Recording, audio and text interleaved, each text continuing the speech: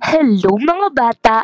Sa araw na ito ay ating pag-uusapan ang kaligirang pangkasaysayan ng tangka at haiku. Sa araling ito, asahang matatalakay ang mga sumusunod. Pang-una, kaligirang pangkasaysayan ng tangka at haiku. Pangalawa, estilo ng pagkakasulat ng tangka at haiku. Pangatlo, mga halimbawa ng tangka at haiku.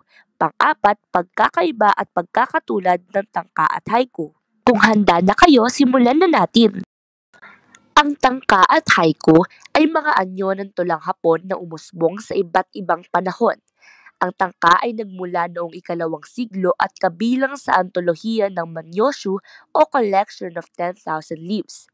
Dito nagsimulang magkaroon ng sariling anyo ng panitikan ang Hapon matapos kumawala sa impluwensya ng panitikang Sino.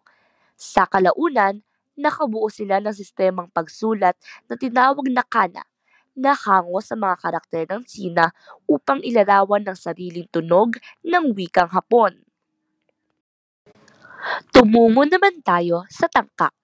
Ang tangka ay maikling tula na binubuo ng 31 pantig at 5 taludtod.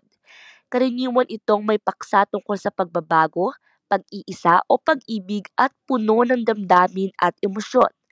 Tatlo sa mga taludtod ay may tig-7 bilang ng pantig, samantalang tig-5 pantig naman ang dalawa.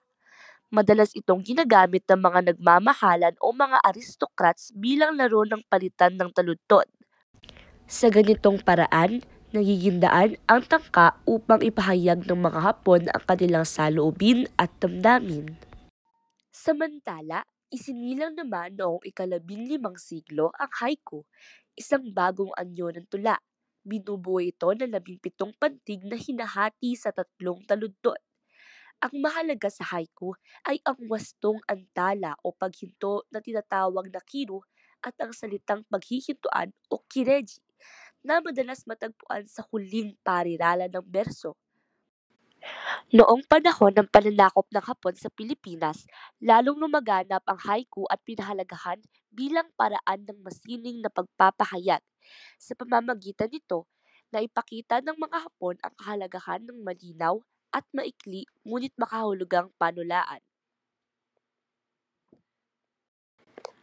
Dumako naman tayo sa estilo ng pagkakasulat ng tangka at haiku.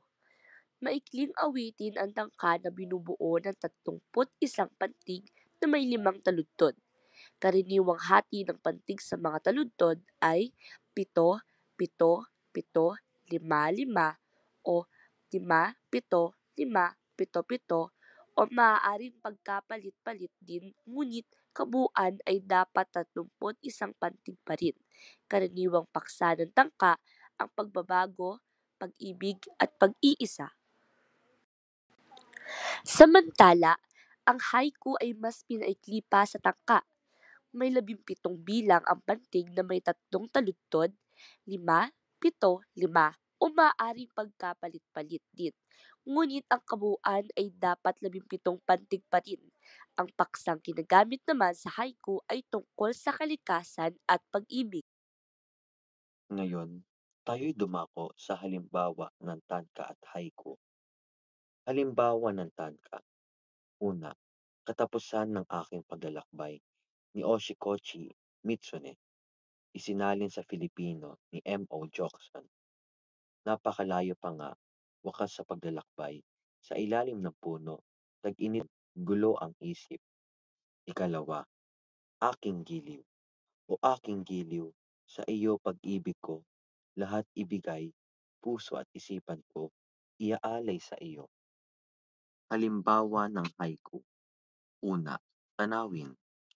Ating tanawin, kay ganda kong pagmasdan, ingatan natin. Ikalawa, bayang sawi. Isinalin ni Abigail Baro, bayang nasawi, tinanggol ating lahi, payapay wagi. Ikatlo, tutubi. Gonzalo K. Flores, hila mo'y tabak ang bulaklak ng inig sa paglapit mo. Ngayon, halina't dumako sa pagkakaiba at pagkakatulad ng tanka at haiku. Ang haiku at tanka ay parehong anyo ng tulang Hapon na may malinaw at tiyak na estruktura. Ang haiku ay karaniwang tumatalakay sa pakiramdam ng tao. May 17 pantig, binubuo ng 3 taludtod at sumusunod sa sukat na 5-7-5. Nagsimula ito noong 13 siglo. Samantala, ang tanka naman ay nakatuon sa kalikasan. May kabuuang 31 pantig, binubuo ng 5 taludtod at sumusunod sa sukat na 5-7-5-7 Nagsimula ito noong 17 siglo, bagamat magkaiba sa haba, paksa at panahon ng pag-usbong, parehong nagpapakita ang haiku at tanka ng kagandahan ng tula sa tradisyon ng Hapon. Sana naman ay may natutunan kayo sa aralin natin ngayon. Hanggang sa muling pagkikita, paalam!